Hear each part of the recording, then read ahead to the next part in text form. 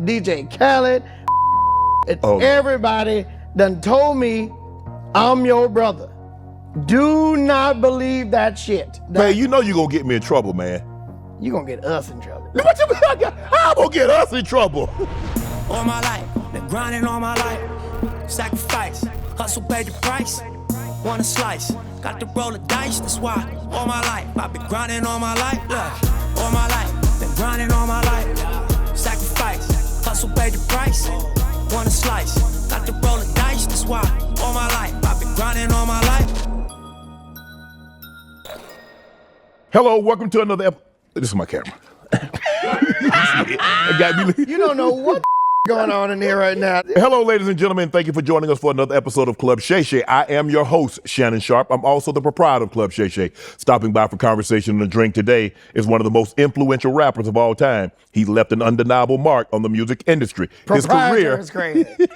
His Proprietor? Damn. Okay, proprietor. It was just like one of them.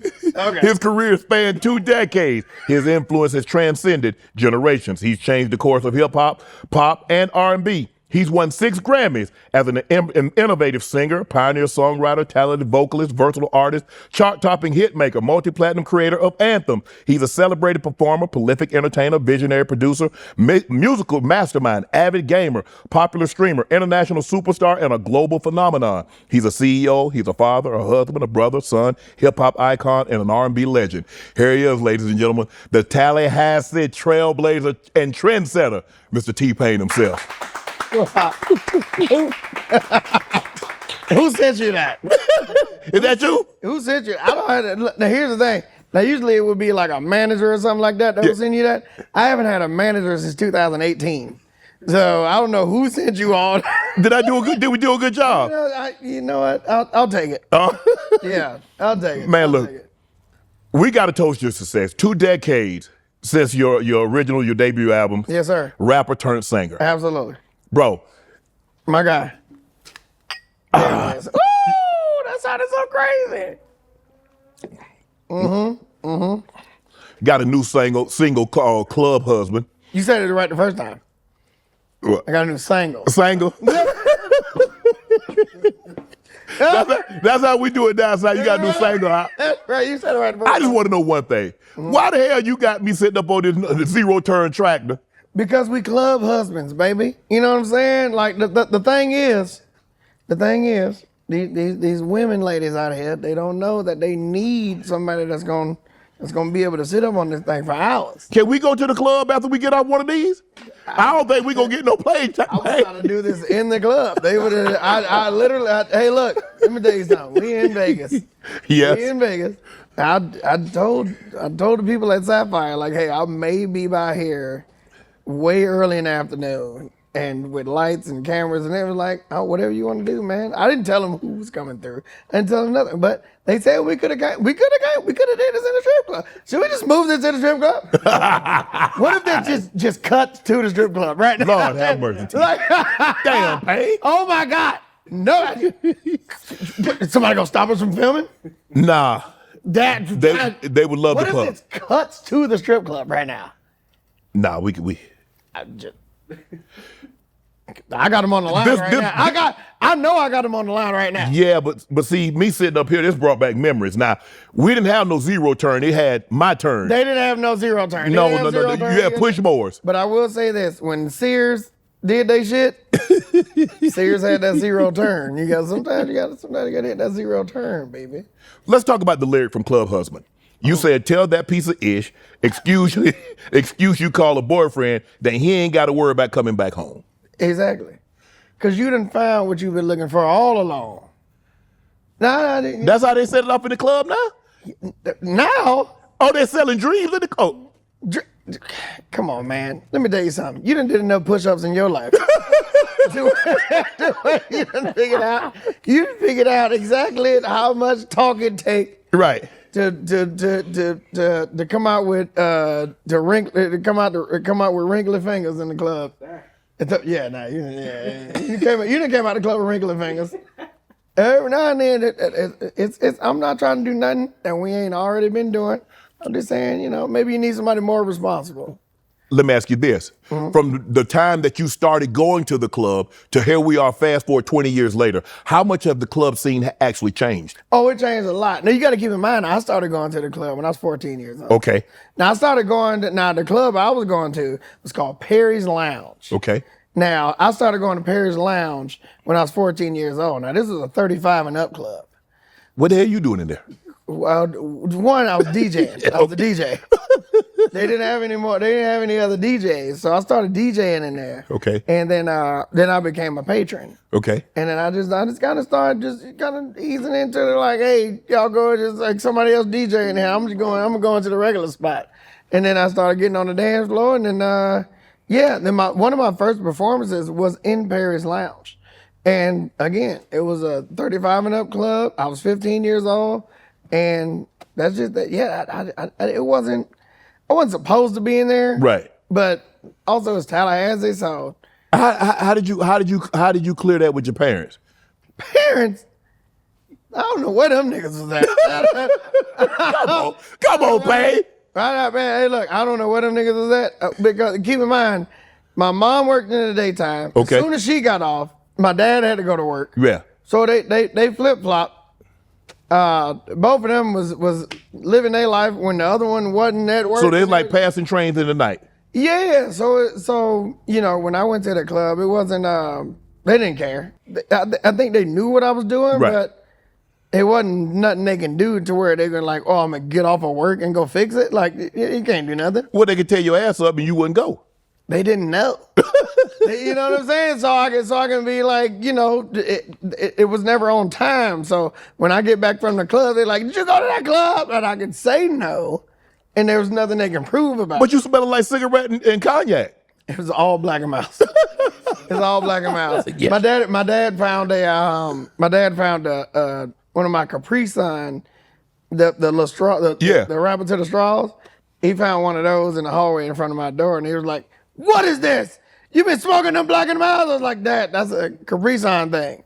He was like, don't let me find out you smoking Black and Miles. I'm like, I think you already know we're all smoking Black and Miles. But when they found out you was making money. I don't think they cared. Really? I don't think they cared that I was making money. Did I just spill? God damn it. Yeah. I don't think they cared that I was making money. I think they cared more of how I was making money. Okay. Because even before I was making money with music, I was selling weed. So it was like, and I was selling the shake from the actual drug dealers. So when the weed dealers got done with what they were selling, I would just buy whatever was left over in the bottom of the bag. Okay. And then all my friends was like, oh, this is real weed. No, it's just the worst part of the weed that you ever wanted to have. So yeah, it wasn't that they wasn't paying attention. I think it was more so that I wasn't dead. So, you know what I mean? You weren't getting in trouble. The police wasn't around. You weren't, what about school? How was school? So School's the worst. So damn, you didn't do your homework and you was out? So with school, with the law, we had like a little dip. There was always like this little puck up. You know what I mean? Like, yeah, little speed bump. A little puck up, but it wasn't a speed bump. But we knew that puck up, right at that point before our house, that was the end of the county sheriff's jurisdiction. Okay.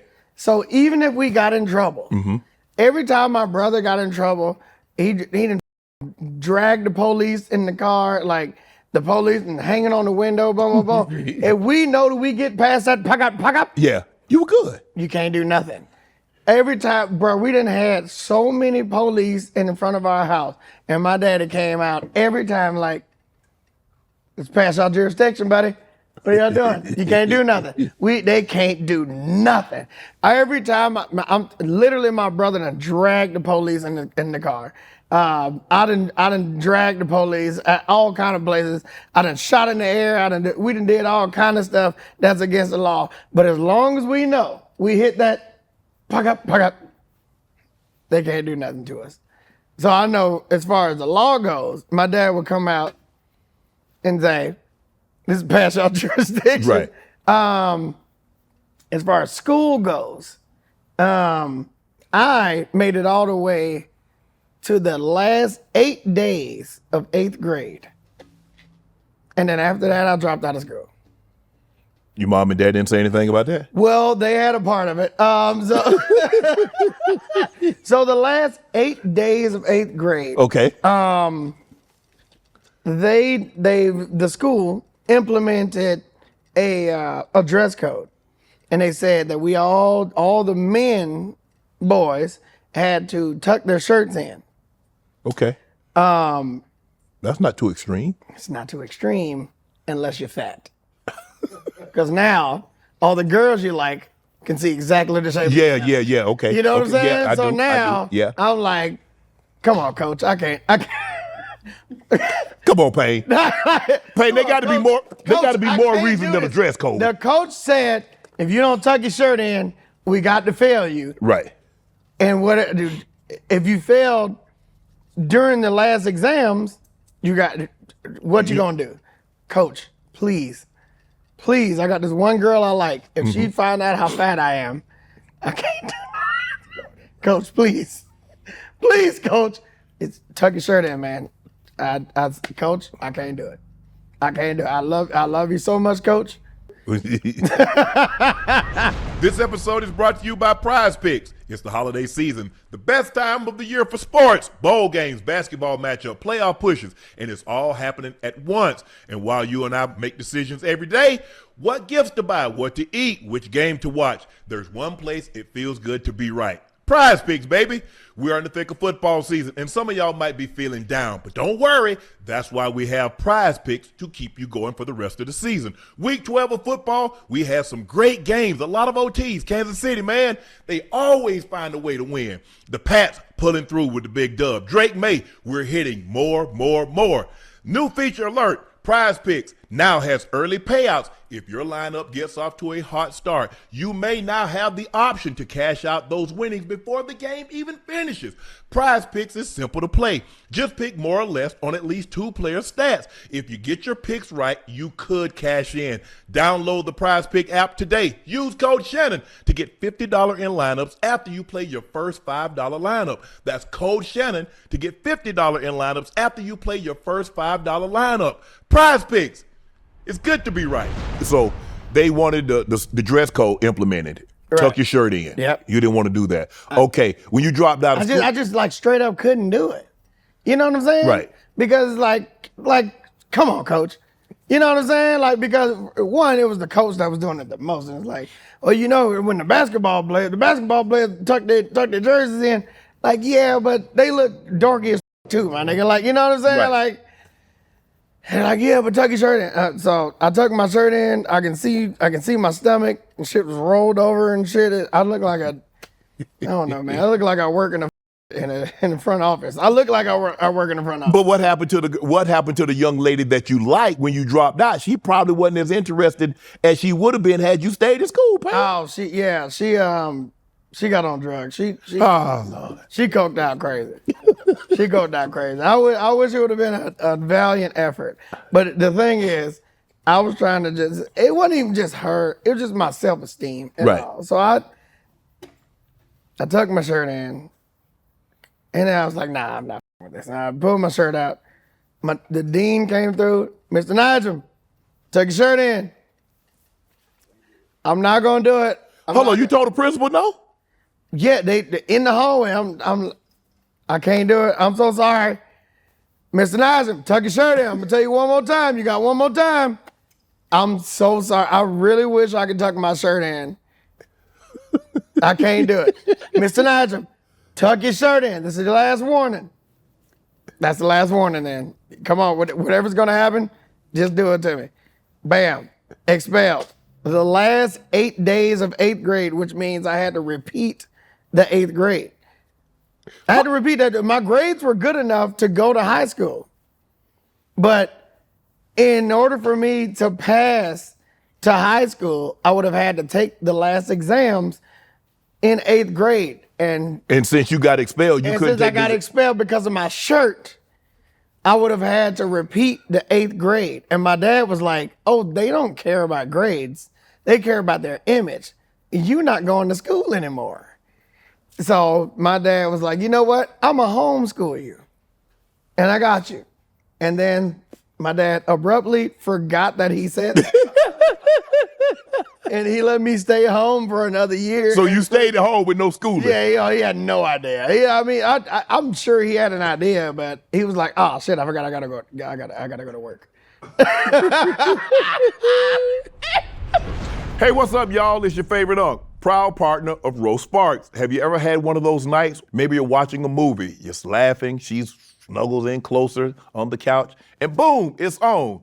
Now in these moments, you can't get caught slipping. You gotta be ready to perform like it's the big game. You hear me? And that's what Rose Sparks come in. These bad boys dissolve right under your tongue. No water, no worries. And here's the kicker. That dual action formula stays active for up to 36 hours. Nah, you ain't hard for 36 hours. Let's get that straight. But when the moment strikes again, you're ready to rise to the occasion. With Rose Sparks, you get harder, you get more control, and everybody's leaving the room with a smile. That's what I call a dub, baby. And check this out. If you prescribe the new sexual health patient and get $15 off the first order of Rose Sparks on a reoccurring plan, just go to ro.co/Shay to find out if prescription Rose Sparks are right for you. Again, that's ro.co/Shay. Now, you know your aunt got to shoot you straight. Rose Sparks is a compounded drug. That means it's allowed to be prescribed under federal law, but it isn't FDA approved, and it doesn't go through their reviews. For the full safety info, hit up ro.co/safety info. So fellas, stay confident, stay ready, and let them sparks fly when the moment is right. Having been in the club since you was 14. Yep. Had dudes stealing women's girl, has that always been prevalent? Or has it become more prevalent now, or was it more prevalent back then? I think it's always been prevalent. It's always been a thing. I've been a big thief of other. I think I've always been a big just thief. I think I've only gotten girls because others had them already. It just showed me that they was willing to be with some kind of, at least of the dirty kind. I was a dirty back then. But so it was. I'm just trying to, well, help me understand this. Pain. You see the lady walk in with a guy. They probably holding hands, or she's walking right behind him, or she's walking right beside him. What goes through your mind? Say, yeah, I want her. If my nails are remotely cleaner than this.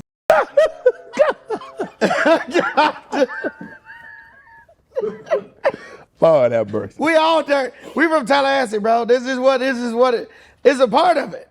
If I got any remotely better quality than this, if I smoke one less cigarette than this tonight, I can probably get this. I'm not, But Pain, Tallahassee small. There's a chance you're gonna bump into the man. Oh no, we're gonna bump into all each other. And the crazy thing is like, just have it back by 5. It's not good. Have you ever taken someone's lady and then later see that dude, see you and her, see him at another location? I done took somebody's girl, gave her back to the guy, and then later on found out that that was the night that their child was conceived. And it's like, I matrixly dodged a bullet. Like literally, what the hell going on in this? Yeah, had a baby? What the?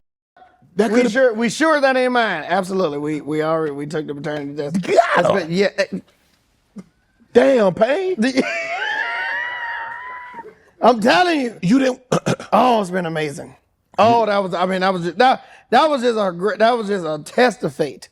What is it about taking something someone else already has as opposed to getting your own? I don't think it's a thing. I think that's just I think it's kind of the only option we had. Nigga. It wasn't like a thing that we were trying to do. You were trying to do it. You said you was actively seeking that out. I think that's just the only option we had. I wasn't actively seeking it out. This is all we had. Well, if he found her, you could find you one. No. Well, you let him do all the hard work. Right. It's the seeking. It's the hide and seek. The whole thing is the seeking. That's the hard one. Right. You know what I'm saying? You want to get past the seek. Right. You know, so man, if she come out during the 20 count, Oh my goodness, man. you know, what else you want us to do? You know what I'm saying? You want 20 to not say anything? Yeah, we go all. Hey, look. So I know you and Dog was doing a. You know what? Yeah, no. Okay. But are you asking for trouble if you bring your lady You're to not the club? asking for trouble. No, absolutely not. Okay. Not asking for trouble with any of that because not only is it fair game, but If she does that, she wanted to go all. And to quote a great poet of our time, yo chose me. Thank you. I would suggest you just zoom on that.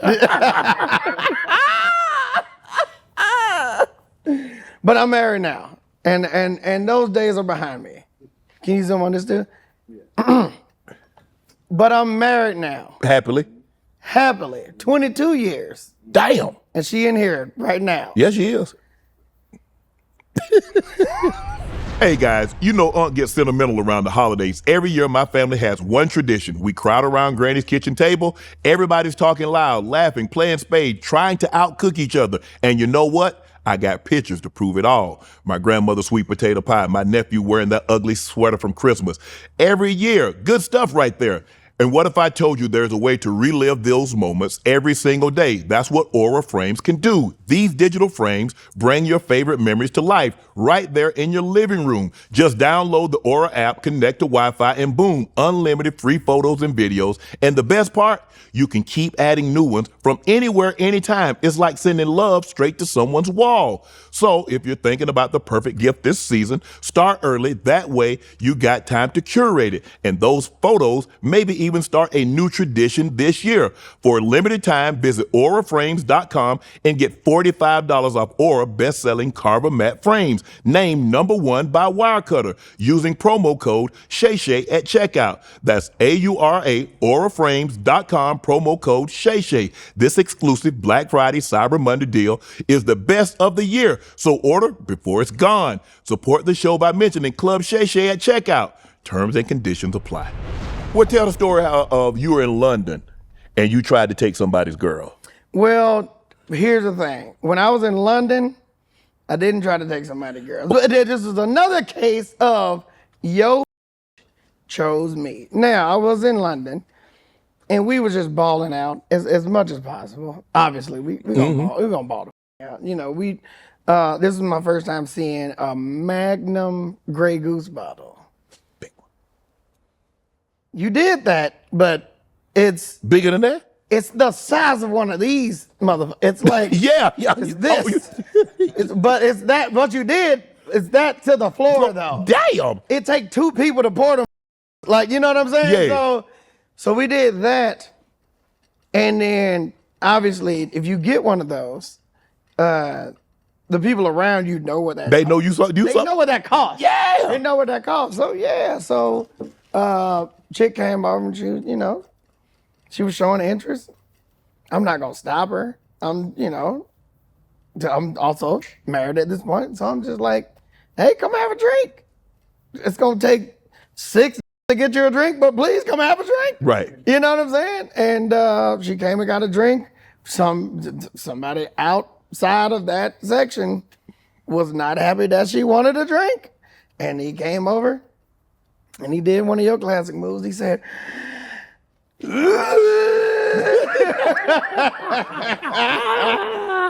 said, hey man, what you want? Like, we ain't did nothing to you, nigga. He didn't like that she was there. She didn't like that he was there. What the? They got, apparently, I guess we got into from what I gathered in the moment, Okay. we got into a quarrel to where she wasn't with him anymore. He was with her. She wasn't with him, but he was with her. He was with her. He was definitely with her. And the worst thing that she could have done as a girl from the UK was been with a from the U.S. American boy. Yeah, you don't do that. You don't do that. You know how that works. They didn't like that, so I offered her a drink. So the worst thing that she can do was get her drink poured by all these American boys. Yeah. Now I got the neck of the bottle. I got two of my homeboys on her back. We pouring her a drink. Boom, she having a good time. She driving the boat. And the UK boys is like, nah, we don't want to do that. And man, it transpired from that. Dude came up. He not to size you down, but he's like three of you. Damn. Yo, this nigga was big. You should have said, well, excuse me, ma'am, I'm sorry, you're going to have to leave. No, this nigga was big. I mean, but he was that big, but they called him tiny. I found out, like, when somebody is big enough to be called tiny, you don't fuck with them people. But in my mind, I'm drunk enough to be like, we should fuck with these people. So he come over and he says, yo, what's going on? And I'm like, what? And he says, yeah, war. And I said, brr. So he didn't like that apparently, but. You threw money in the man's face. This was after he said, yo, you messing with my girl? And I'm like, your girl messing with me. Yo, she don't want to be with you. I said, you sure? Bah! Threw money right in the big stupid ass roll of money. Bah! Oh, it was so well managed that it was a roll. It was like a sausage roll at first, but when it hit him in his face, it exploded. Everywhere. Oh my God, it was so great. And then in that explosion of money, I didn't see he had a glass in his hand. And then he came right across my homeboy's face with the glass. Bow! Oh, God. It was blood, spit, guts, and ass all over the place. I didn't know. Damn. Yeah, I ran. Hold on.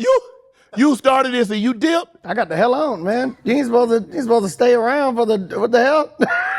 Stay around for the action. You get the on. So, yeah, I didn't know what the was going on, so I got the hell out of there. I wanted to back up and assess the situation.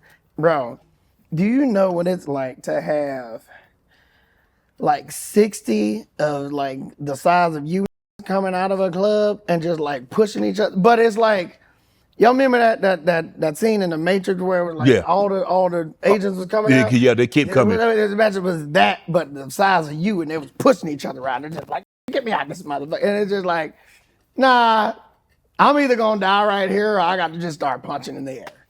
I just started punching in the air. I hit two. We got our asses beat that night. But let me tell you something. We put up a great fight. And it wasn't enough of y'all though. No, we only had 1, 2, 3, 4. We had 5 with us. Oh yeah. And it was us against all everybody that was in that club. Because everybody else was from correct. Yeah, they're all from UK. So, but they were all giant. I think it had to be like a bodybuilding night or something like it. You know what I'm saying? There's no way that there wasn't a bodybuilding night. So I don't know what the fuck was going on in that bitch, but we lost. We lost the fight. Young Jock was there. Yeah. Young Jock was there. He ain't help. I don't know. I was off on the side and I hit 2 and I was like, I think we won. That's it. We won. And then I saw Young Jock's security just, you know what? Because I was fighting. I think I was fighting the good fight. And then I saw Young Jock security punch somebody. That person fell down on a car, just they had their back down, their ass was on the ground and they fell back on a car. And then Young Jock security, his name is Neil, by the way. Neil, I'm calling you out right now. Damn, you dry This snitching. nigga, no, this in the face. He held onto the top of the car and just, yeah! And just knee this face And the back of his head went into the car, and I was like, okay, we gotta stop. Yeah. All right. I think that's it, bro. I think that's it. We did all the stuff we can do, I think. We can't keep going. There's no way that anybody has any fight left in them. And Neil was just like, who else? Who else? I'm like, Neil, stop. You did. I think we won. We good. I think you won. I didn't win. I hit two went into my goddamn my knuckle, and I was like, this shit hurt. I don't feel like doing that anymore. So I'm good. I don't want to do any of this shit you doing anymore. We good, bro. Let it go. Neil's like, nah, this shit. I'm gonna beat all these ass. I'm like, well, I'm gonna be on the other streets, I think. Yeah. And let me know how that work out for you. Yeah, Neil. I think this was part of Neil's like just regular workout regimen. It wasn't like a. Bro, if you would have, oh man, this shit looked like a part of like The Boys. Right. Have y'all seen? Yeah. You know what I mean? Have y'all seen that shit? Like The Boys, like the bro, it's this man's head was just in the grill of the car. It wasn't even on the grill of the car. It was on the side of the door. Neil punched his man. He was standing up. Bow. Neil punched him out. He fell down. Bam. And he slid down. And then Neil just. Bah! His knee went into his face. The back of this man's head went so far into the side of that cab. I was just like, that dude's dead, I think. It's gotta be.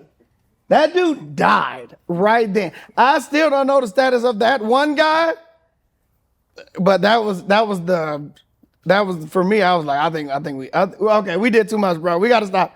Okay, we over here with these people shit. You might not can go back over. Yeah, I mean, they haven't invited me since then. That's probably why. In Club Husband, you said I'm talking about wedding rings and everything. Mm-hmm. Do you believe a man can find a wife in the club? 100%. Now, why don't you think that? I got more questions than you got on that. Because I ain't really. I've never been a club guy, so. Yeah, you have. Mm-mm. Now let me ask you a question. Yeah. I'm setting the thing for you. Yeah. You walk into a place, and you say, "Hey, Shannon, we're gonna set it out for you, right?" You walk into the spot, you hear a bunch of music, and you're like, "Oh God, here go another club." You walk into the spot, it's wood floors. Yeah. Oh shit. Okay. All right. Wood floors. You step up to another wood floor. All right. Okay. Wait a minute now. Okay. Now you step into a room that looked like it's about to be a club. Yeah. But guess what it is? What is it? It's a humidor. Now you're like, okay, I'm feeling this. I'm feeling this. There's some cigars in there now. Mm-hmm. Some cigars in there now. Mm-hmm.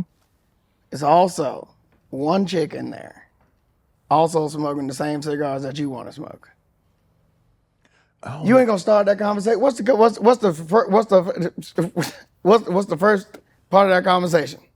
Well, I mean, to be honest with you, Pain, I don't smoke cigars, and I don't know if I've ever seen a woman that smokes cigars. So, man, this thing.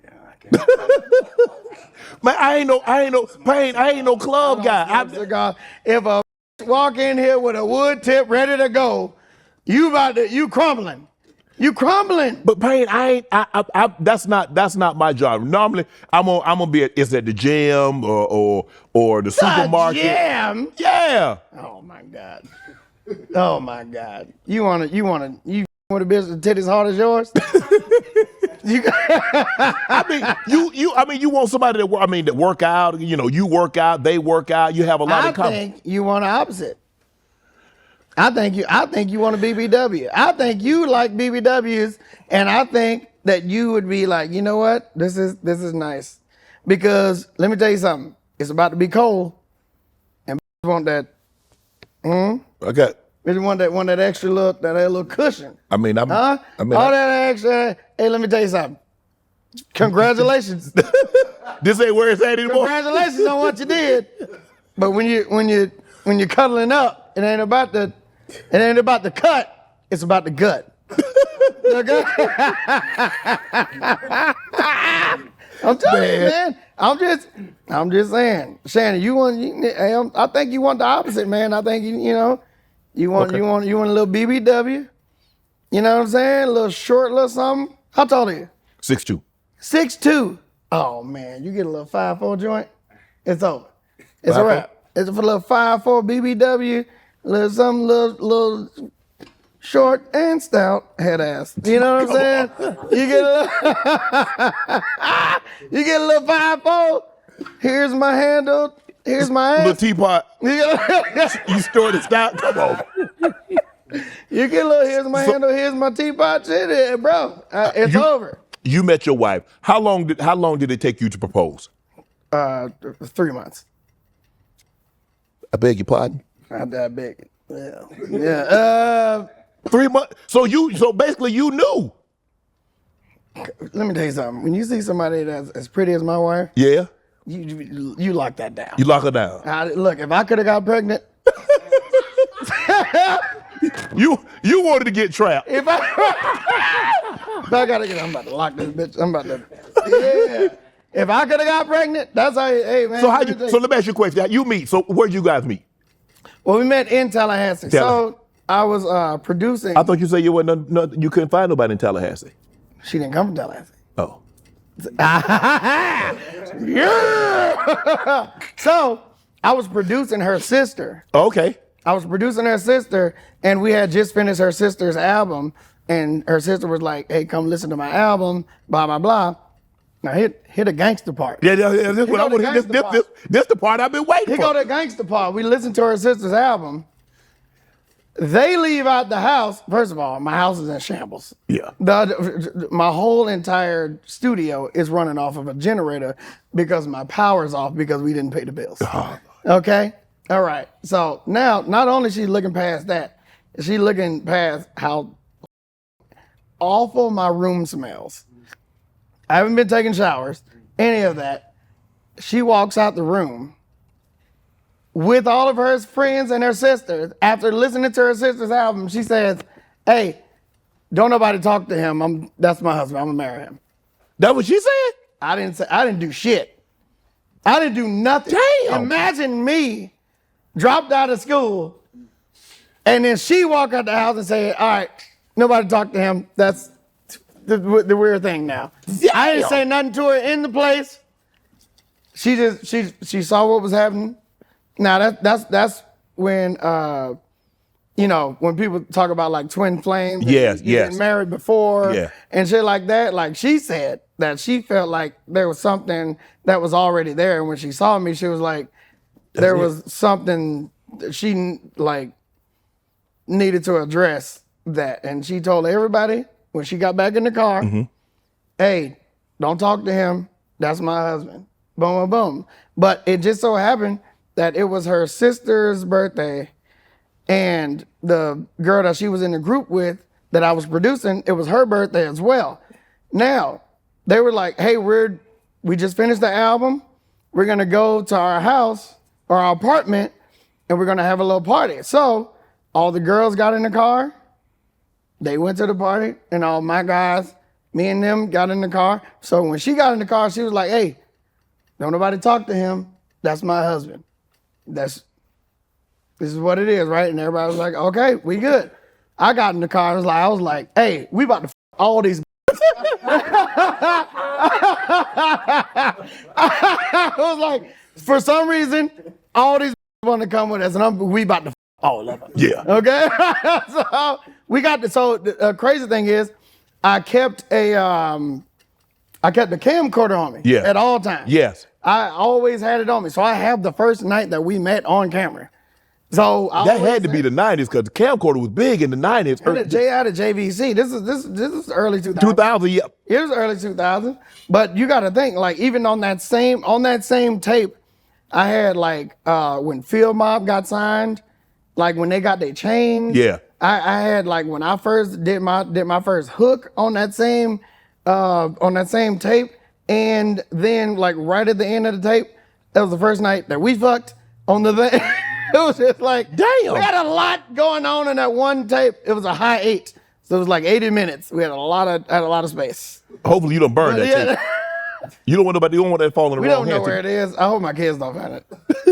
They gonna catch hell at the end of that bitch. So let me get this straight. Because in Club Husband, you say you ain't gotta gotta pay for drinks no more. But you also had a hit song say buy you a drink. So what damn? That's what I'm saying. You ain't gotta pay for drinks no more. Oh, she ain't got. You gonna buy them? So you ain't gotta pay for drinks no more. That's your job. You coming in? Cause I'ma buy you a drink. I brought it back. I brought it back, Shannon. Can I tell you something, Pain? Real talk. I'm not hearing this shit. I don't want to hear it. Listen, don't finish that thing because I know what you're about to say, I refuse to believe it. I swear to God. Unless she was with me, like we go to a restaurant, I'm buying a drink, but like go to it. You ain't never been at the bar. Never. That's never. I've never. Been at a restaurant and I'm by myself with my boys or I'm by myself. Send that girl. Send her a drink. Do you know billionaires exist? Yes. You know some of them. I do. You know some. I know a few. We have friends that are billionaires. Yeah. Now we can't just like, hey, while I'm at the bar, everybody drinks is free. You ain't never done that. No. Hell no. Hell to the no. Shaq is gonna kill you, I think. No. Bro, I ain't never had. Okay, you ain't never been at a Foot Locker and like, hey, buy the little kids some shoes. No. Let me tell you the most I've done. The most I've done. You're a dick, bro. Oh my God. The best I've done, Pain. What about this? What about this, Pain? I done bought shoes just because I was buying shoes and I felt bad. What about this? What about this, Pain? Somebody a little short on the grocery money, and I'm in line and I'm getting impatient. Don't worry about it. I got that. Little 40, 50. That's still serving you. Yeah. Because you impatient. But it's serving you because you impatient. But I feel bad. Now there has been a few that just been like, they'll get behind like old ladies, and then when it's time to pay, they're like, bam, here's the card. Yeah. Bam, bow. On the, tap joint. Yeah. Yeah, I do that, but you sound like you just want to leave. I do. Like, most of the time, I just do self-checkout. And then because you a big black, so it's gonna take more time because now they got to check everything you got. Yeah, nah. You got it, and now I just get him. Now you got to show this little white lady all your lube. And you got to show this little white lady. No. You got to show this little white lady you buying condoms. You can't just walk out of there with that stuff. You got to, why don't you just buy somebody else's shit and just say, I'm buying some real embarrassing shit. And no. Maybe we should walk out of here at the same time. No, but I think the thing is like I feel that if I send somebody a drink, they think something else comes along with that. So I just never done it. That's literally what it's for. Oh no! What did you not? How in the how? Okay, first of all, why are you in the club? Mainly because my boys. I would go. I mean, when we was in Denver, I would go with them once every 2-3 months. None of y'all want ass at all. I don't know what. I'm just saying me, because I'm going home. It's a safe ass. If you don't want ass in the club, man, you got to stay out of that. That's all it's I ain't been in a minute. That's all. That's it. You ain't been in the club in a minute. You know what? I haven't either. And that makes sense. Something has happened to the club. Okay. To where it's like it's not beneficial to actually be there anymore. See? Now I will say this: the younger generation, they do not want to drink anymore. Right. They don't want to smoke anymore. Well, mostly because they've been seeing documentaries about people getting drugged and shit and getting taken. Like, don't put out the Jeffrey Dahmer shit and then think that people gonna just be drinking all the time. Like, don't do that. That's never gonna be a thing. That's just stupid as hell. But I know that. But when you go to the club, you can't hide though. No, you can't hide because you 7 feet tall. How about this? Is it true you didn't make any money from buy you a drink? I made some money from buy you a drink. Buy you a drink. You made some money, but not the money you should have made or could have made? I made some money because I was paying homage. Okay. And I thought that paying homage would have been cool, which it was at first. So when I did, I'm going to buy you a drink, Then I'm gonna take you home with me. I got money in the bank. As soon as I said money in the bank, that's when Lil Scrappy came in and was like, okay. Well, he said a line from my song because Lil Scrappy had the song at the time. I got money in the bank. Shawty, what you think? I got money in the bank. Yeah. And then Shawty, what you think about that? I'll be in the grave, got like we in the bed. So at the beginning of the song, when I said snap your fingers, do your step. Yeah, that's look. You can do it all by yours. yourself. Then Lil Jon came in and was like, well, since this song is doing well, I don't mind if I do, head ass. So, you know, no, it was one of them things that was like, I thought I was paying homage, and then the people that could take advantage of it, they took advantage of it. So, but the thing was, they took advantage of the publishing and the master of it. So while they were making 8 cents every 3 months, I was making $100,000 a night off of performing it. Like I'm like, okay, whatever you want, be greedy, but you're not gonna get what I'm doing. So do your thing. I mean, it's still love to all of them. And I don't think it was them either. I don't think it was Lil Scrappy doing it, and I don't think it was Lil Jon doing it. Obviously, it was their publishing companies that were coming for this stuff. And Lil Jon probably still don't know that we went through that whole other thing. So, you know, it was a moment in life that I was like, oh. So this is how. Thank my brothers. Like everybody that done called me their brothers and everybody that done said all this. Maybe it's not, but I understand now as a grown up that maybe it wasn't them. And you know, nobody's ever said anything to me. I've seen Scrappy numerous times. I've seen Lil Jon 1,000 times, and nobody's like ever brought it up. Like, was that a very hard lesson for you to learn? Not oh, it was only a lesson for me to learn to where I was like, oh, they're not taking all the money from this record. They're taking the publishing and the masters from it, but I'm always gonna make money from doing that record. Right. You know, and there's nothing that anybody can do to stop me from making the auxiliary money from that record. So it's not gonna be a publishing or a masters thing. When I perform that song, you can't take any of that money. You know what I'm saying? And you don't know how, you know, not only do you not know how much I'm charging for that song, but I mean, if you knew how much I was getting off of that song 20 years after you tried to take the money from it, you shit out of your dick. Club Husband, it blew up on TikTok. But it's been so long, it's been a while. You released like two, three years. Yes. Old. Yeah. I mean, were you surprised like, damn, hold on, I released this song 2-3 years ago and now it's blowing up? I hated it. You hate it? I hate it. That was the worst. Oh my God. Can you imagine, bro? Can you imagine, like, trying to put it in terms that you can understand. Can you imagine a chick so hard? Damn. That what? You give it to me in a sports term. What about if I don't know sports enough to know this. I know. Imagine a chick so hard and you put all your hip into it. Both replacements. You put you put everything into it. Yeah. And she was just like, all right, good stuff. See you next time. And then she don't call you back. Oh, she ghosts you? And then 2 years later, you hear from somebody else that, hey, remember that chick you like 3 years ago? She said that was the best time she ever had in her life.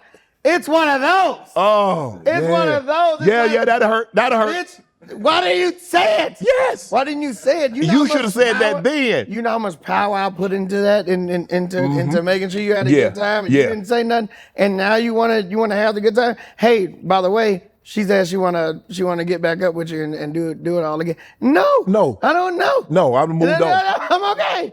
You know what I mean? I've moved on. So, you know, So is that a new way? Is that a new way? Because I see a lot of times songs are becoming popular on TikTok before they become popular mainstream. Is that kind of how this thing going, Pain? Oh, nah, man. Oh, nah, bro. It takes so much time to make these songs and do all this stuff and actually put time and work into this shit, and then if somebody just posted on TikTok, it get more famous. Then because keep in mind the reason that it got famous on TikTok was because I was making it on my stream. Right. But I was playing the acapella in order to make a dubstep version of it because I gave up on trying to release the regular version. You know what I'm saying? So when I gave up on making the regular version a thing, that's when it popped. And it wasn't like a extended version or anything like that. And then, oh my God. Then the person that leaked it came on my stream weeks later and was like, hey, you need to put me on your team because apparently I'm really good at reviving your career and I can make you money. That man said that on your stream? This nigga said, hey, I stole your shit and made money off of it, so you need to give me money now. What? So now, hey, I'm really good at knowing when you need to be good at stuff. So I just steal the content that you're doing and I'll put that content out and that's gonna make me money. So you need to give me money for doing that. Wow. What the? Can you imagine pumping all that sauce into a and then she don't say nothing? Can we get sport? You don't know anything about sports? I know a little bit.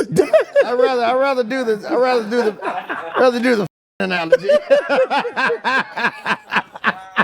Lord have mercy. How does it feel to you? Because there's this young, chopped and skewered. Drea Michelle did I think she did a feed. There's a bunch. Yeah, because Jalen Green thought it was a new song. Right, yeah. And but obviously when you made that song, he probably was a couple of months old. Okay. So you must understand. But now you got a new generation that's discovering. Right, exactly. Now imagine Yes. pumping all that sauce into a bitch.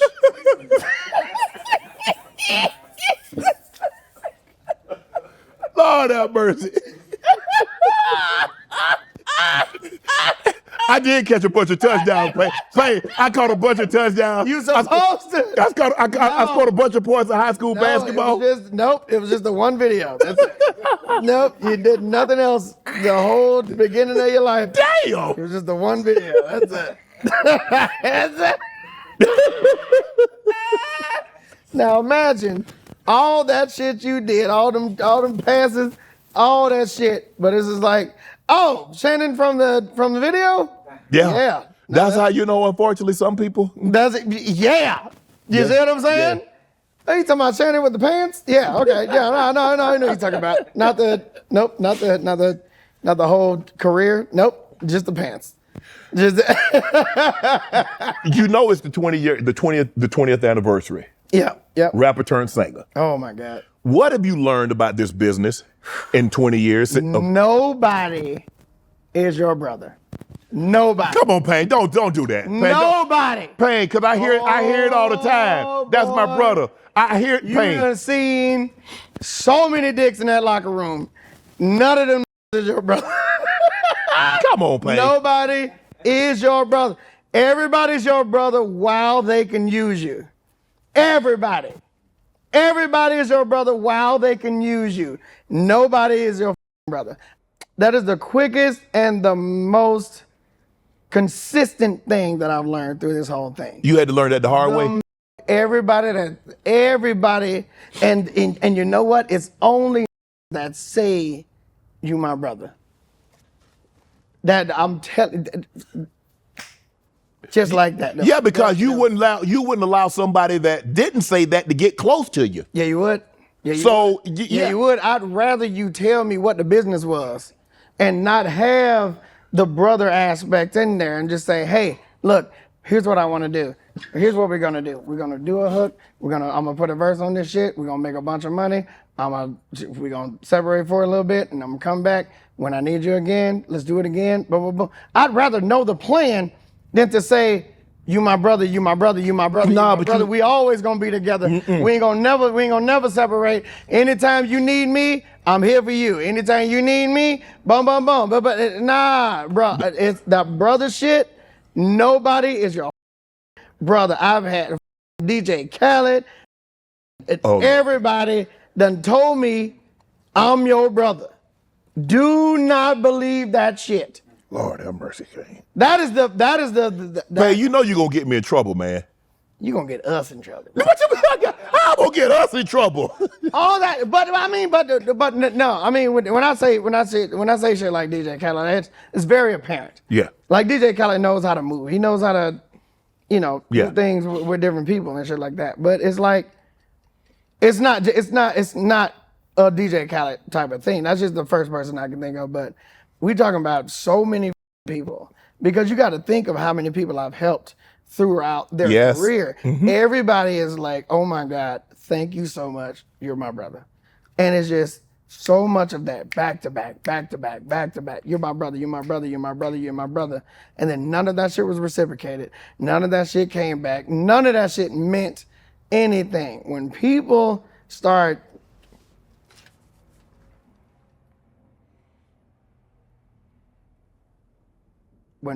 tell you how much you mean to them, don't grab onto that. When people tell you how much they can mean to you in return, that's the shit you gravitate towards. Damn. When there's people on your team, and sometimes I love telling people that they're about to get a raise. Okay.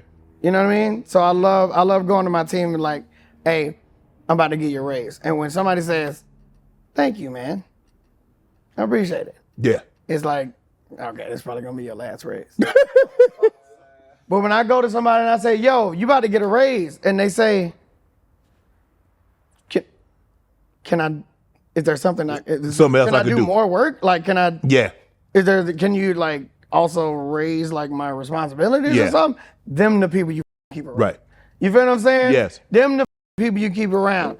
And when you do something so astronomical as to building somebody's career, and they just say, yo, you my brother, bro. Bow, gang, never gonna see you again. Like, But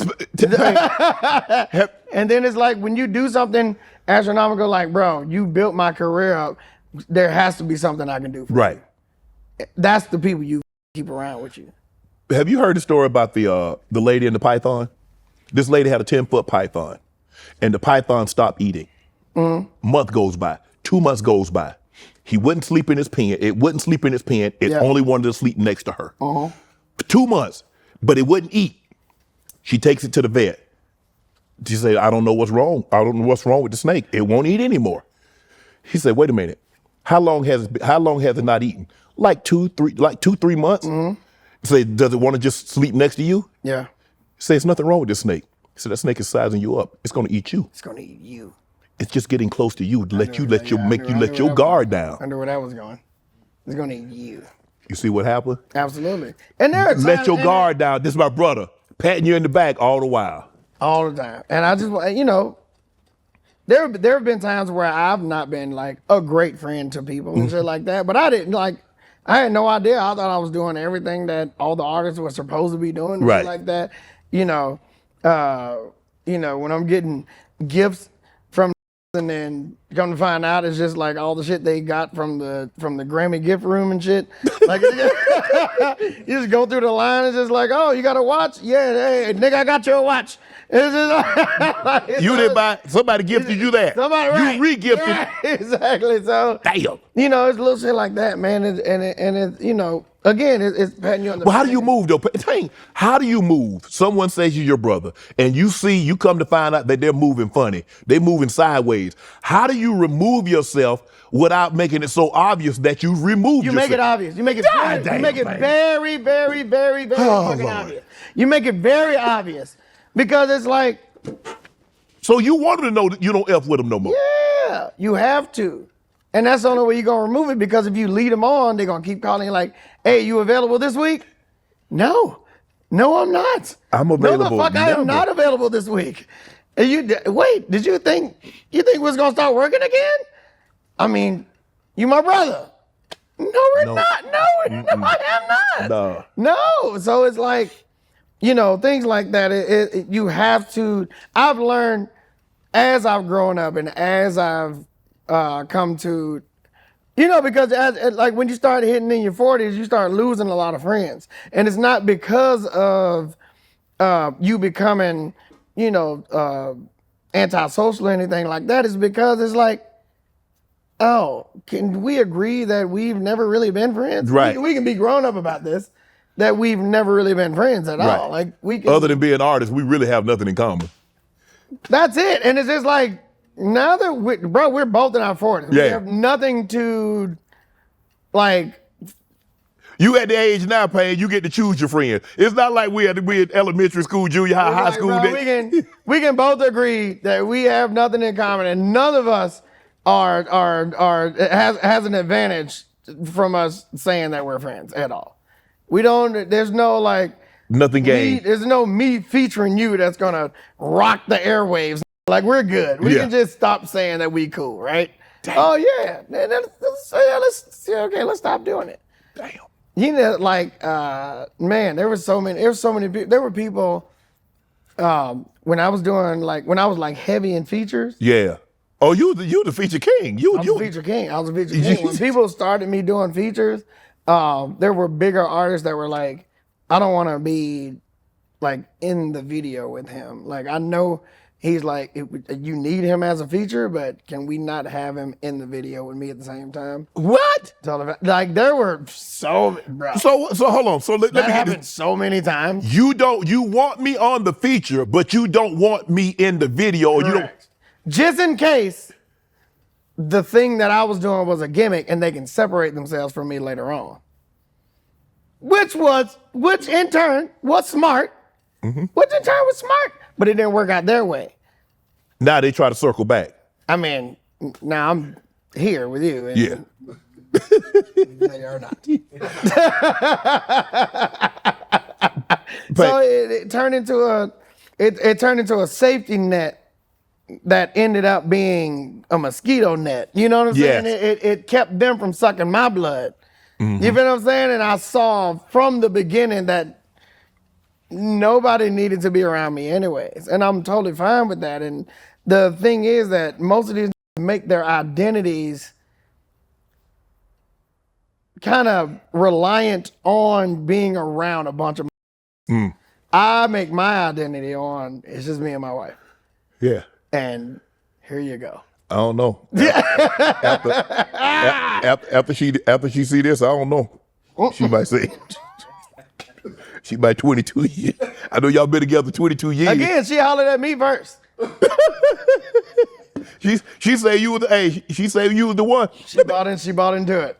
I didn't do it. Pain, let me ask you, what made you sell your catalog? What made me sell my catalog? The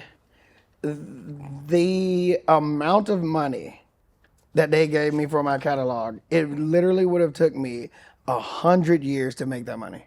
I calculated it, and I was like, why would I sell y'all this? Why would I say? And they were like, look, here's how much you're making per year off of this.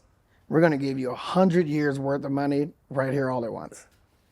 Okay. Why would you? Yeah. I didn't think that was a hard. Did you discuss it with wife? And she's like, hey, check this out. This company came to me, this venture capitalist or this recording, whatever. I'll discuss it with my wife. She say, why you ask me that question? You know damn well you supposed to have said yes on the spot. I said, hey babe.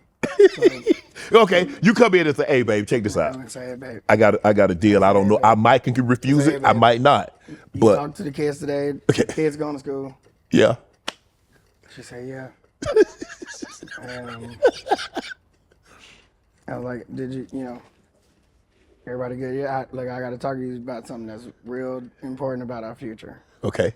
And then she's like, okay, cool, cool shit. I was like, can I close the door? Because I don't want the rest of the house to hear it and shit like that.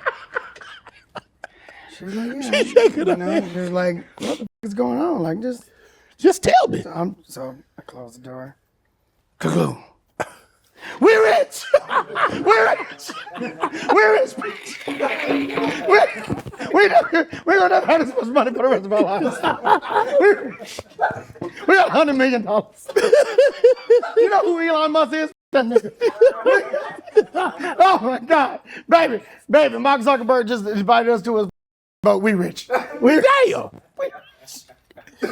we so. So hold up. You tell me that. You say, baby, we rich beyond rich. I mean, whatever you thought about when we got together, my career was taking off, whatever you thought I was gonna be. Here's what made us beyond rich. Here's what we rich beyond rich. So Harborview, the people I sold my catalog to, Yeah. they didn't just say we want your catalog. Mm-hmm. They said we'll buy your catalog, but also if you make another hit, we want that too. If you make more songs, we want them too. If you make a hit TV series, we want that too. Damn. If you make a football league that just nobody even thought of, we want that too. If we are scoring movies, if you score a movie, we want that too. So it's not just at. So basically, whatever you do that you can possibly monetize it. They got. It's not at just what they got. So I sold them what I sold them, but also if I'd say this one's doing pretty good too, they like, we want that too. Here's another. Damn. You know what I'm saying? So it's a partnership now. Yeah. It's not, and that's a thing that Harborview does.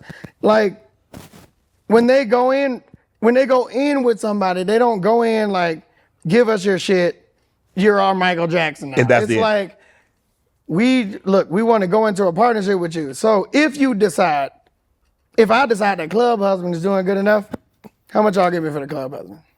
Now you can put it anywhere you want to. Now you can put it on movies and you can make the rest of the money off of it. But the money it would have taken me 100 years to make off a Club Husband, you get that. Boom. Even if it's 20x, that's 20 years. The money it would take me to, the time it would take me to make 20 years worth of money off a Club Husband, I can get a 20x from them.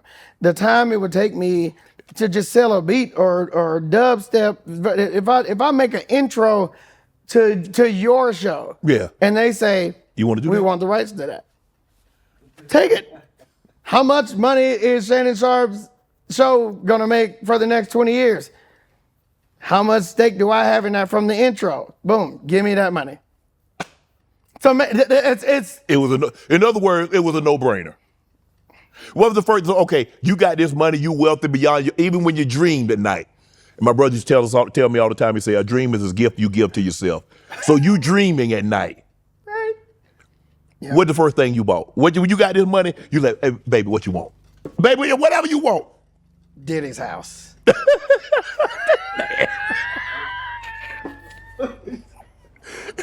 It's not. No. So about a 50,000 square foot building for all my businesses. Okay. So I was going to say, a 50,000 square foot, I thought you were about to say a house. I said, you hot? No. 50,000 square foot building for all my businesses. Okay. I bought a plane. A plane? Yeah, a plane. Oh, big baller. What in God's name would you do with that money? Get 2 lawnmowers? What the fuck? I probably would buy timeshares in a plane. I don't know if I would want Okay. Yeah. No. I would abruptly buy 2 lawnmowers and a Ferrari. So what did you okay, this is what you bought a building, you bought a plane. What did she want for herself? Some black shirts. She wanted this is what my wife is the best, bro. Like she don't want anything. I'd literally try to buy her shit, and she seems so down to earth. I don't know if she's down to earth or she. What you mean you don't know she down there? You been with her for damn near 25 years. You see the nigga she picked, like this. Yes. Yeah, that wasn't a smart choice. Good job. You know what I'm saying? I be trying to buy her shit all the time. I done bought her trucks, and she's like, a truck? Trucks.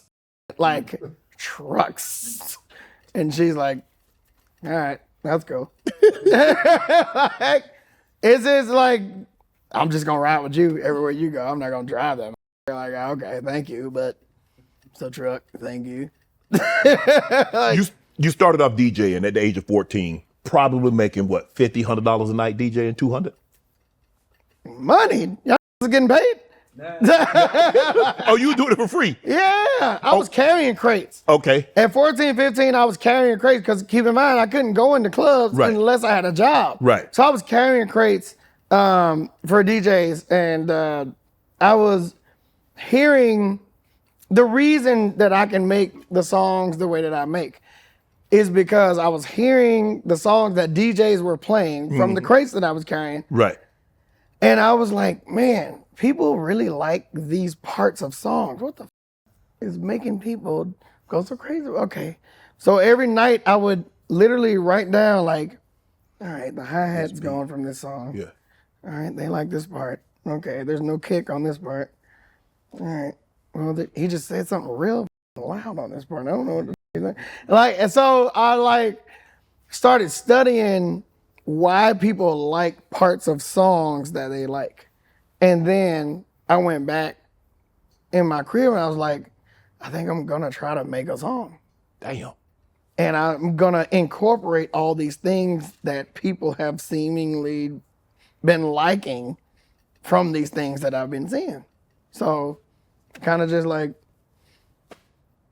yeah, it's making a song from a DJ's perspective is. Because you know what hit. You know what's in it. Like you said, you were in the club. I know it hit. I know it hits. I know what like, you know, an 808 hits on this part and people love that shit. There's no 808 on this part and people scream this shit at the top of their lungs. There's no hi-hat on this part. There's no snare on this part. Boom, boom, boom. So I started incorporating those things into my songs and it's like, I think I know how to make a song. Yeah. I tried one and boom. Yeah, it just happened. Because early in your career, you bought a Bugatti, 1.7 million. You bought a chain, 400,000, said big ass chain. Now you got little ass chain. Now you say, hey, Frank Richard Mill from Timu. Let me tell you something. When I bought that Bugatti, that was the last bit of my money, and I had no idea. You didn't know that was the last bit of your money, or you had no idea that? I had no idea that was the last bit of my money. When I bought that Bugatti, I demanded that my accountants send the money for that Bugatti. And when I got it, they were like, hey, so we may have to sell your house. And I'm like, what are you talking about? I have a Bugatti. And they were like, yeah, that was what we were going to use to pay for the rest of your house. And I'm like, my house is paid for. And they're like, yeah, not anymore.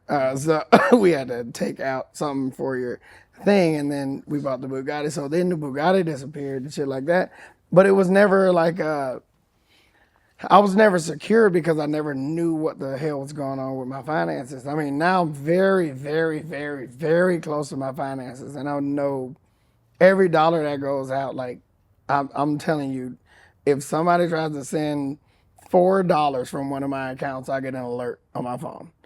You know what I mean? Like, I stay very close to my finances and shit like that. But back then, I had no idea what was happening. I had no idea. I had so much money that it was just like, why would I care? Wow. I don't care who steals from me. I should still have enough. You know what I mean? But that's what was happening. People were actually stealing. Oh, yeah, they were actually stealing. But also, I was investing in weird stuff. My granddad said he had and it sounds stupid now. My granddad said he had an idea. We're gonna sell. What the hell you selling? You know how sag their drawers all the time. Yeah. We're gonna sell pants with the drawers already sagged. We're gonna sell pants with the drawers hanging out of them already. And then the waistband of the drawers is the actual waistband of the pants. Absolutely. How much money you need?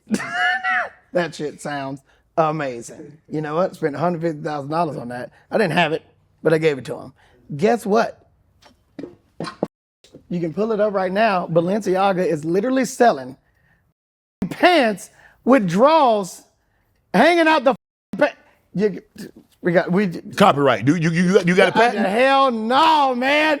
He never did it. He never made them. He never did it. Damn. But I was supposed to just know that was going to happen. But right now, I swear to God, Balenciaga is selling pants with drawers as research department. We have it. Yeah. Pull it up. That's what that. Yeah. Now you're on Twitch. Oh boy. So, hey, bro, are you more active on Twitch than making music? I mean, so how does Twitch? I'm making music on Twitch. I'm making all my music on Twitch. So people can see it in real time. In real time. I'm literally, everything that I do now, every single that I release, everything that happens right now, you can clock it from me making the first sound to putting it out.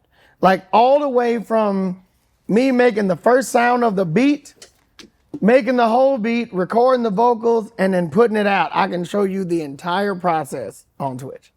And it's been not only a liberating thing for me, but it's turned into an eye-opener to the viewers for other artists, because they like, y'all ain't doing this, y'all ain't doing the process like right. Pain.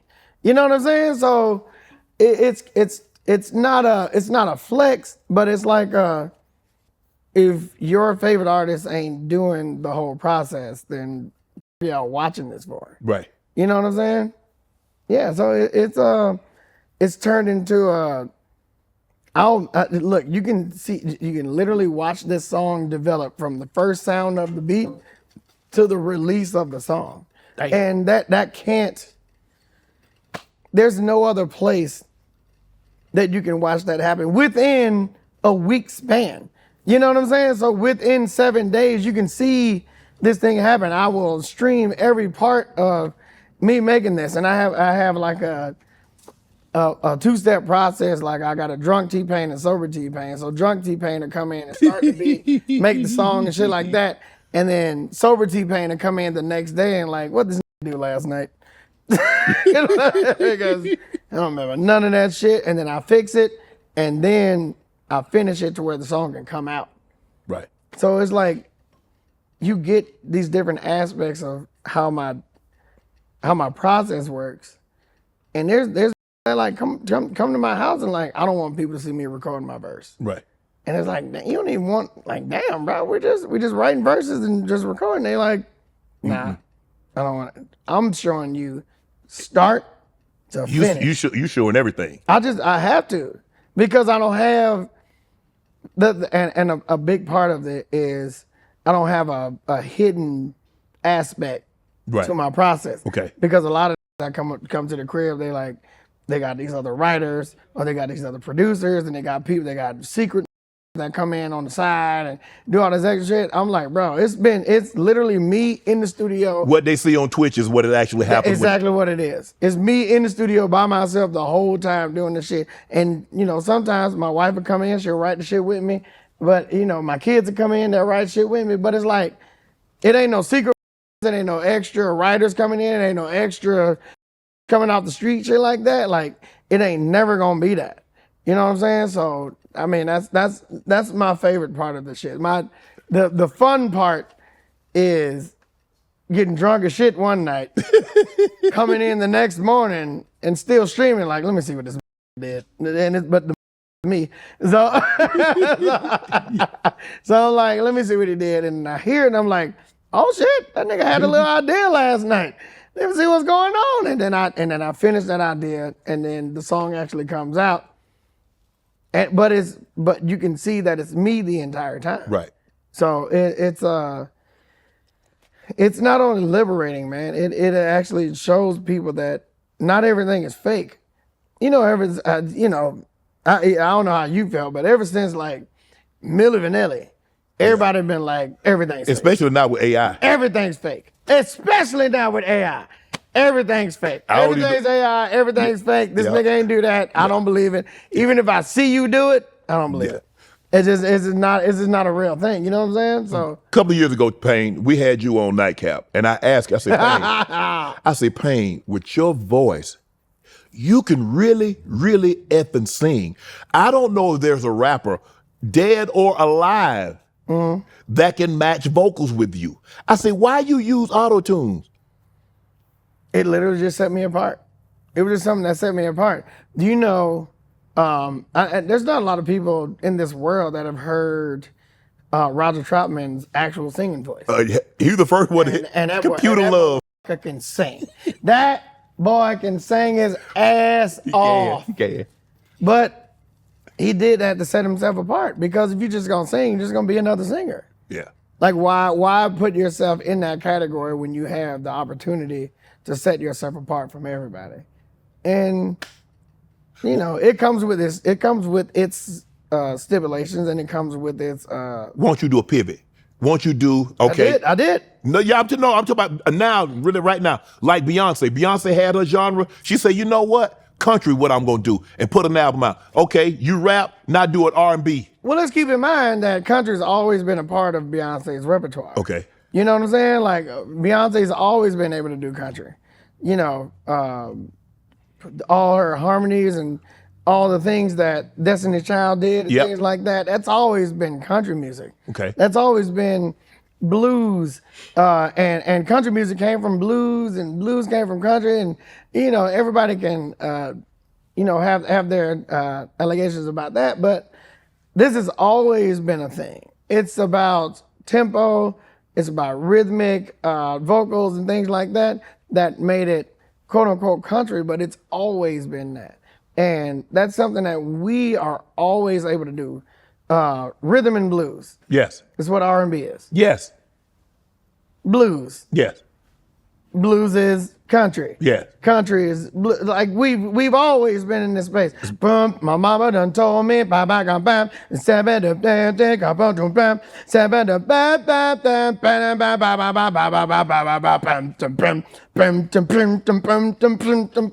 call that blues, but that's where country came from. Right.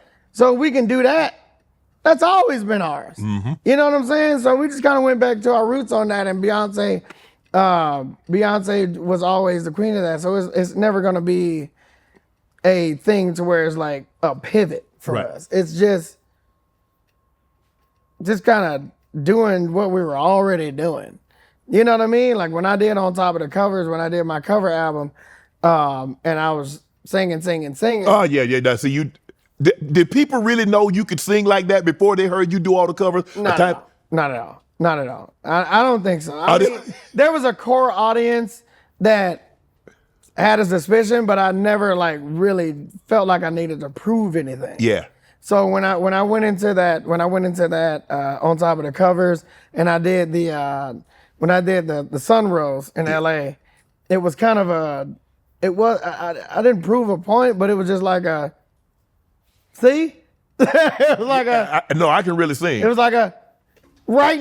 Right. Like, you know what I'm saying? It was kind of like that, but it wasn't like I'm here to prove a point kind of thing. It's just like, let's get together for a night of good vibes, and I'm going to do the thing that we all know that we're going to do. And then we sold out 3 nights in 2 minutes. Wow. You know what I mean? So it was. Is that something you're looking to do again? I do want to do a part 2 of it. I'm about to start taking a poll online of like what songs I should do, because I don't want to pick them. You want the audience to pick them. Yeah, because the first version of it was songs that like meant a lot to my heart. Yeah. And now I want to know what people think that I should be kind of taking a stab at. Who haven't you worked with that you would like to do something with? Andre 3000. Good luck with that one. Yeah. I would literally learn how to play a woodwind to work with a singer. I swear to God.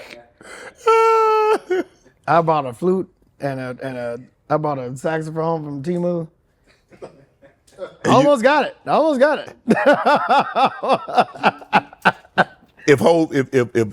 If Jay came to you and said, "Hey, bro, halftime show, That's too much pressure. It's too much pressure. Because you gotta think. It's a great honor. Yes. It would be an amazing honor. But you gotta think about me trying to squeeze 20 years of absolute hit records In 15. in 15 minutes. Yeah. Can't do it. I'm just not. I'm not gonna be the one that be. Remember when Justin Timberlake did it? Yeah. And that whole 15 minutes was like, oh shit, I forgot about that. Oh shit, what? That was his? Oh goddamn, Pharrell. God shit, Justin. Shit. Yeah, I don't want that. I don't want the head snatch of, damn, I forgot he did all that shit. Just let me live that out. Also, I don't own that shit anymore, so just No. I sold it, so have it. You know what I mean? You also, we're going to get you out of here a few more. Yeah. You said that you write songs, but when you're writing songs for people that their fan base didn't know you were actually writing and was getting upset, you say, you know what, just go and give me the bread. Y'all got to put me on there. Hey. Yeah, I had to learn how to stop wanting to be in front of the camera. Okay. I had to learn how to get the hell behind the camera and just, all right, yeah, you don't have to like me, but I did help your favorite artist. I did write this country song. I did write this shit. But, you know, there was a time where people would look at those booklets. Yeah. When you get an album, Yeah. snatch that thing out the CD cover. Who wrote? Yeah. You look at those things, and they don't have those anymore. So I had to learn to be like, I don't need that credit. I don't need you to know. It's obviously there, but I don't need everybody to have that knowledge. Right. It's, my family's taken care of. My wife still loves me. My kids don't hate me. We good. I don't need anybody else to know exactly what I'm doing all the time. And that's, you know, that's the thing that we all gotta do. Any more free boots? Any more free beats, hooks, features? All the time. You still do? All the time. All the time. Free beats, hooks, features. I still do what we call T-mixes. Okay. T-mix is always free because it has to be a song that I really, really, really, really like. And that's how you get a free TPain feature. You make a song that I really like, I'll do a verse to it and just put it out, and you can do whatever you want to with it. It's not like it's not like a premeditated thing. You don't know what's happening, things like that. I'm doing a folded remix. Yeah. The folded T-mix is, I mean, Kalani's always been, she's already asking me to do something on her album, but I'm like, I was already doing it. Right. You know, but she was like, oh yeah, just do that then. Okay, cool. You know, she had another song ready for me, and I can still do that song, but I was like, hey, I'm about to do a folded. Just want to let you know. As soon as I get off this road, and as soon as I know exactly what I'm about to do for the next 2 weeks, I got you. I'm about to do that folded remix, but also I'm gonna do the thing that you asked me to do. The Masked Singer. How did they get you to do that? And how do you sing? And how do you sing in that damn big ass costume? I gotta tell you, man, I tried to cancel the Masked Singer 3 days before I started it. Damn. Yeah, no, it was bad. It was bad because when I actually got a hold, like a mental hold of what it was, I was like, oh, this is stupid as hell. I don't want to do this.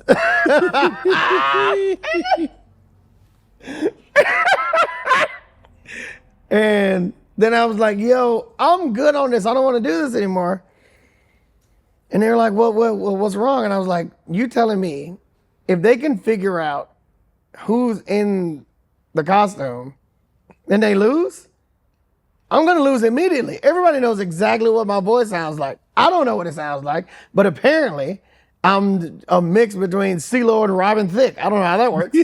But so I'm like, if anybody can hear my voice, then I lose? They're like, no. If they figure out who you are, but they can't prove it, then you can keep going. And I'm like, oh, I get it. Can I drink And they were like, yes, you can drink. I was like, okay, I'm okay, I can do it. I mean,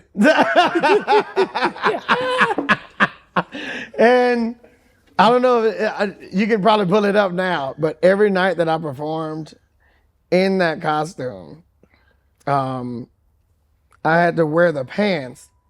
I was the only person that had pants, and then the rest of my costume would just engulf my body. right, Everybody else was an actual mask right, and just clothes. right. You know what I mean? So it was like I was the only person that was wearing an actual costume the entire time.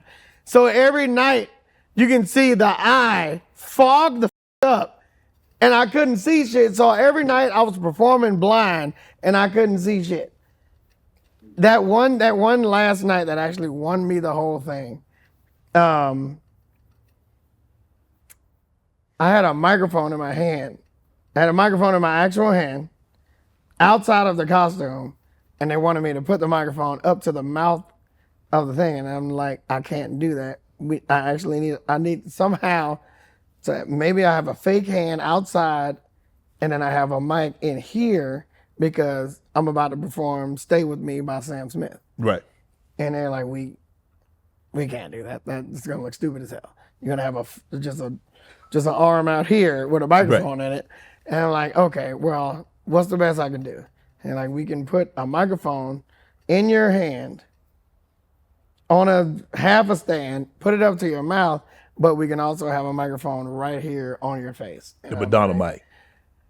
I'm like, well, I breathe too much for that. And they're like, well, you got to control your breathing, and that's the only way we can do it. And that is literally what won me the whole thing, because I was like, I'll hold my breath in between these lines in order to get this right. And I literally was holding my breath that whole night because you can hear me like in between the shit because I was so hot in there. Yes. And I had fans in there in the costume. in the Yes, costume. But you can hear the fans in the mic, so they had to cut them off. Wow. In order for the mic to be clean on my face, and they taped it to my sideburns and my lips, and I'm like, okay, y'all are gonna make me lose this thing, and I was like, you know what? I'm just lock in. Here we go. And then I just sang it without taking a breath for that whole take. And that's what won me the whole thing. I didn't take one breath that whole time. I was so scared. I didn't take one breath that entire time that I was singing that shit. I'm gonna get you out of here on this. What is TPain most proud of? What is your grandest accomplishment? TPain's most grandest accomplishment, honestly, and I say it in interviews, and I've said it in this interview, and I will keep saying it. My wife loved me, and my kids don't hate me, because I know so many that is not the case. Wow. I know so many people and so many guys that have kids and have a wife that hates them, that they call it the old ball and chain. Mm-hmm. My wife don't do that to me.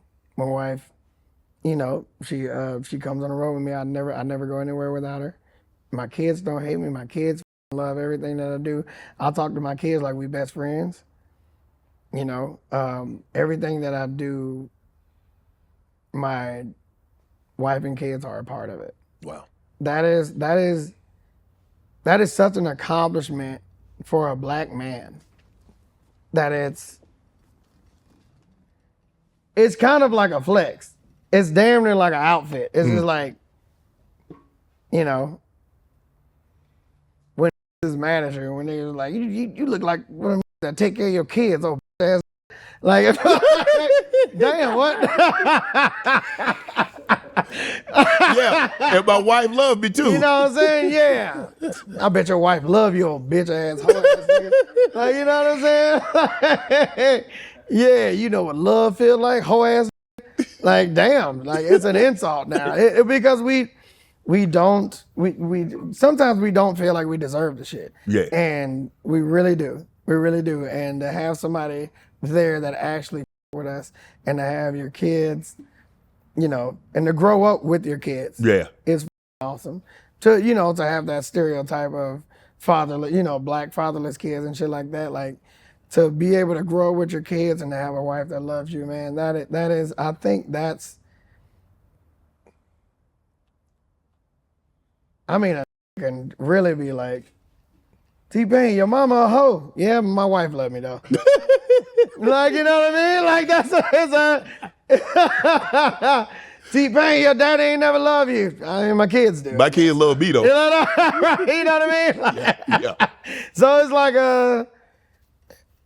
what can hurt you when nothing can? You know what I mean? Right. Like it's such a flex. It's such a pedestal in life to where, man, y'all can't do nothing to me. I can literally go broke tomorrow. I can lose all my money tomorrow, but I'm still rich as because my kids and my wife love me. Damn. That is a flex. Y'all make sure y'all go stream Club Husband. Bro, when you do that cover again, when you have that 1, 2, 3 nights, if it's somewhere close, bro, I'm coming. Thank you. Bro, I you appreciate got it. some vocals. Like I said, look, rap, we can go who, run, what, but ain't no rapper dead or alive That's what can I'm match talking this man's voice. That's what I'm doing. TPain, ladies and gentlemen. Gang life. Hell yeah! Ow! All my life, been grinding all my life. Sacrifice, hustle paid the price. Want a slice, got to roll the dice, that's why. All my life, I've been grinding all my life. Look, all my life, been grinding all my life. Sacrifice, hustle paid the price. Want a slice, got to roll the dice, that's why.